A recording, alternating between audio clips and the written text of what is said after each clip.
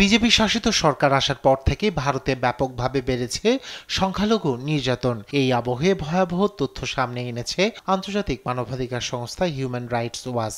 বুধবার এক প্রতিবেদনে সংস্থাটি জানায়, অবৈধ অভিবাসীর দাবি করে সাম্প্রতিক সময়ে বিভিন্ন রাজ্য থেকে শত শত স্থানীয় বাঙালি মুসলিমকে যথাযথ প্রক্রিয়া ছাড়াই আটক করে বাংলাদেশে পুশিন করেছে ভারত।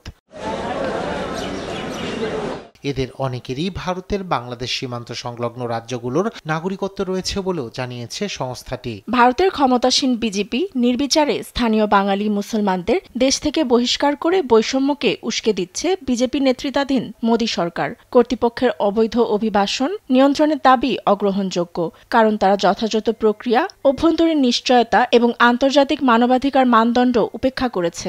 এদিকে গত ৮ জুলাই হিউম্যান রাইটস ওয়াচ বিস্তারিত জানতে চেয়ে ভারতের স্বরাষ্ট্র মন্ত্রণালয়কে চিঠি দিলেও কোনো উত্তর দেয়নি মন্ত্রণালয়। তবে বাংলাদেশের সীমান্তরক্ষী বাহিনী বর্ডার গার্ড বাংলাদেশ বলছে, ৭ মে থেকে ১৫ জুনের মধ্যে বাংলাদেশে পুশিন করেছে, যাদের মধ্যে রয়েছে মিয়ানমারের ১০০ রোহিঙ্গা শরণার্থীও। এই প্রক্রিয়া এখনো চলছে বলেও জানায় তারা।